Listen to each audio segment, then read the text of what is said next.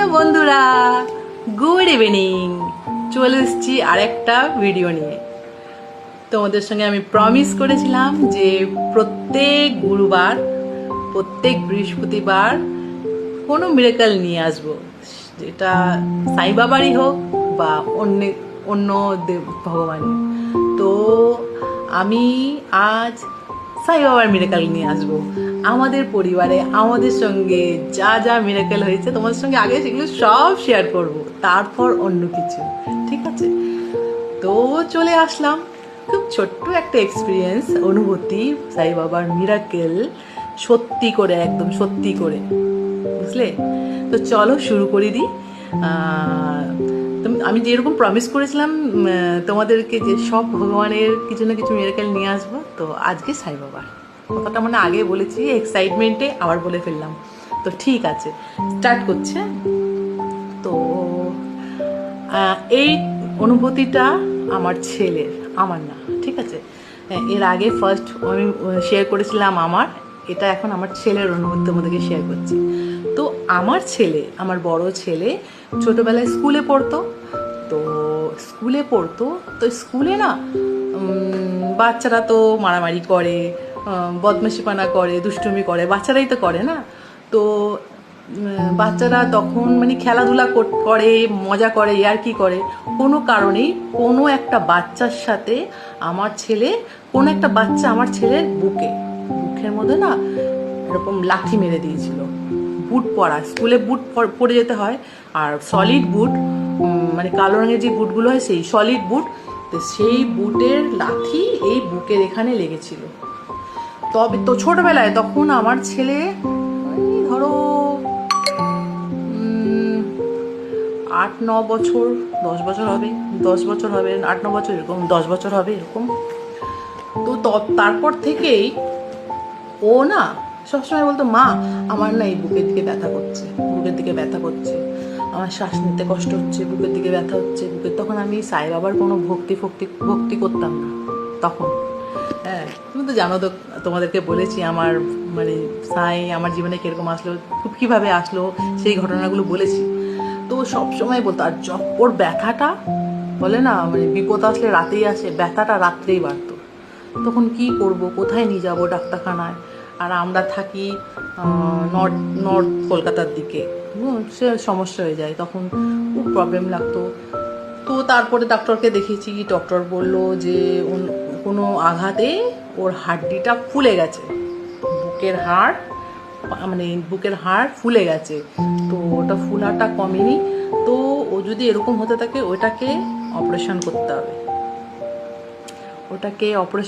হবে। আমি শুনে তো আমার অবস্থা খারাপ। আমি অপারেশন করব না অপারেশন। তারপরে ওটা না, আর এই বুকের এদিকটা না ফোলাই ছিল, একটা হাড্ডি ফোলা টাইপের ছিল জায়গাটা।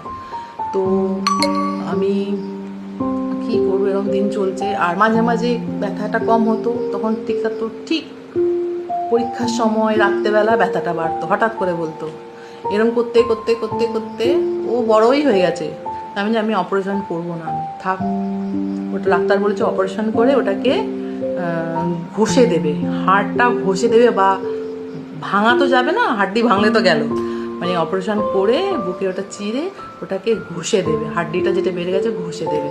তো এরকম আমি বলছি, না থাক, আমি ভয় পেয়ে গেছি, আমি অপারেশন করাইনি।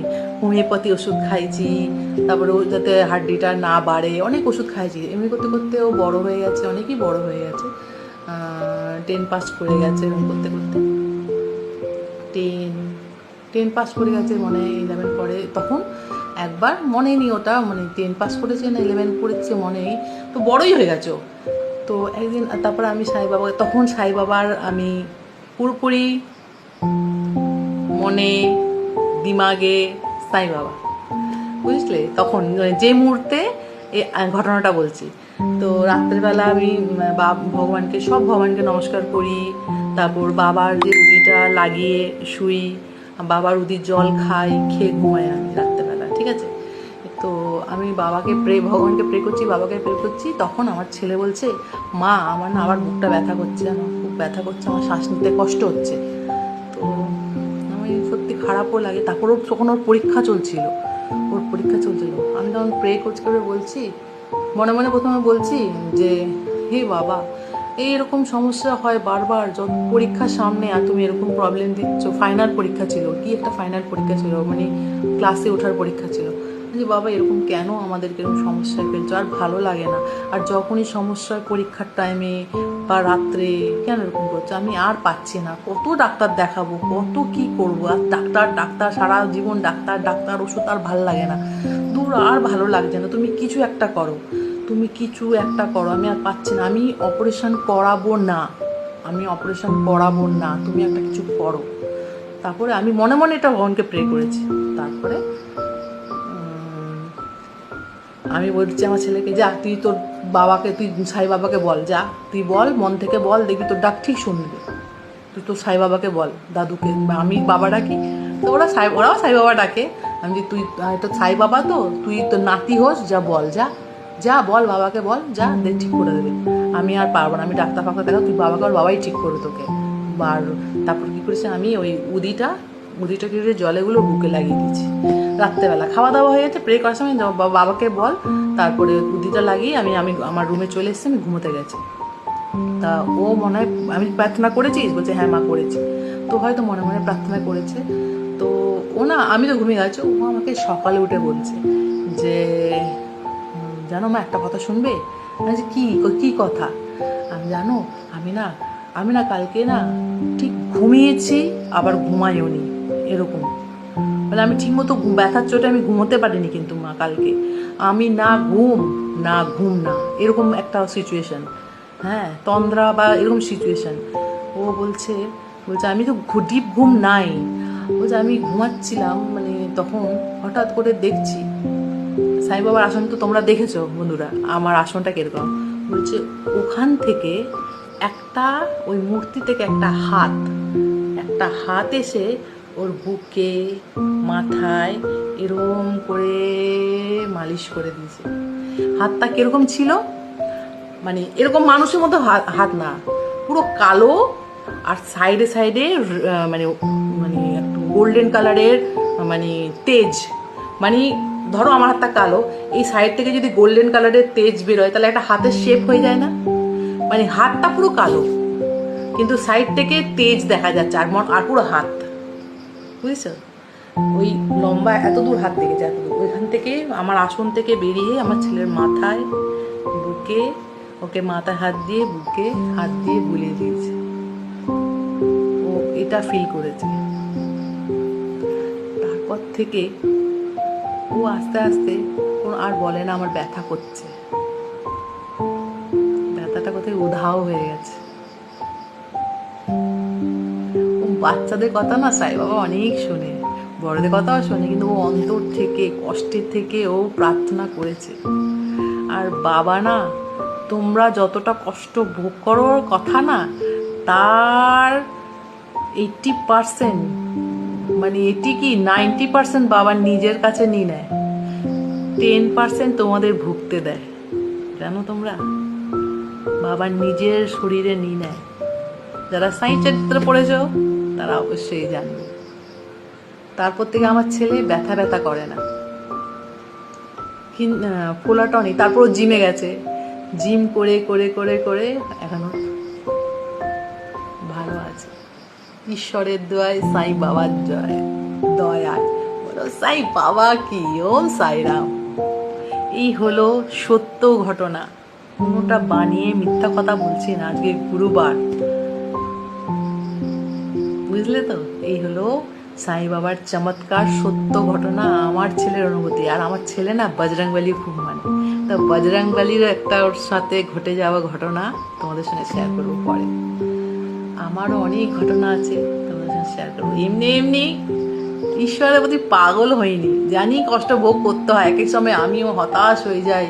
আর কত ভোগ করব, কত কি করেছি কোন জন্মে, আর কত, এবার রেহাই দাও, সমস্ত কর্ম, পূর্বজন্মের কর্ম ক্ষমা করো, আর নিতে পারছি না, এবার একটু শান্তি চাই। আমরাও হাঁপিয়ে যাই, বুঝলে তো? কিন্তু তবুও আমাদের কর্মের ফল ভোগ করতে হবে, একটুকু হলেও ভোগ করতে হবে। ভগবান আমাদের যখন ভগবানকে ডাকো না, ওরা অর্ধেক বেশি নিয়ে নেয়, তোমাদের একটু হলেও ভুগতে হবে।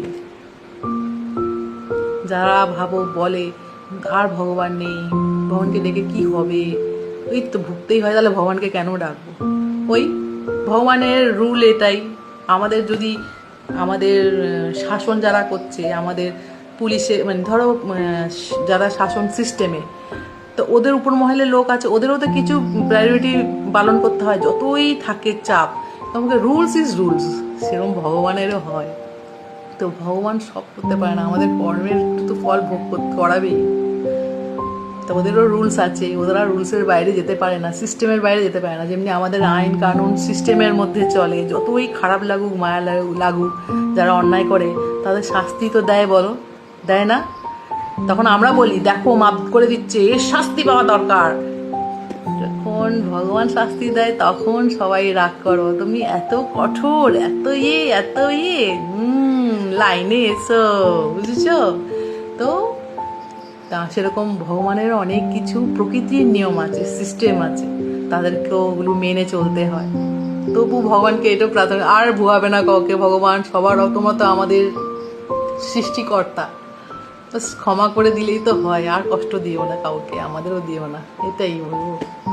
চলো, আজকের অনুভূতি, আজকের সত্য মিরাকেলটা কেমন লেগেছে সত্যি করে কমেন্ট করে বলবে, যদি সত্যি ঈশ্বরকে বিশ্বাস করে থাকো তোমরা। আর সবাই দেখো, চলো, ওম সাইরাম। শেয়ার করলাম, যদি ভালো লাগে কমেন্ট করো, শেয়ার করো, আর ভালোবাসা দিও। আমার ইচ্ছা ছিল এটা হিন্দিতে করা, কারণ আমার অনেক সাই ভক্ত আছে আমার চ্যানেলে, ওনাদেরকে ওই শোনানোর জন্য, কিন্তু বাংলায় করে ফেললাম। আমি হিন্দিতে করলে ভালো, তো বাঙালি যারা তো হিন্দি বোঝেই, আমার এটা ভুল হয়ে গেল। দেখি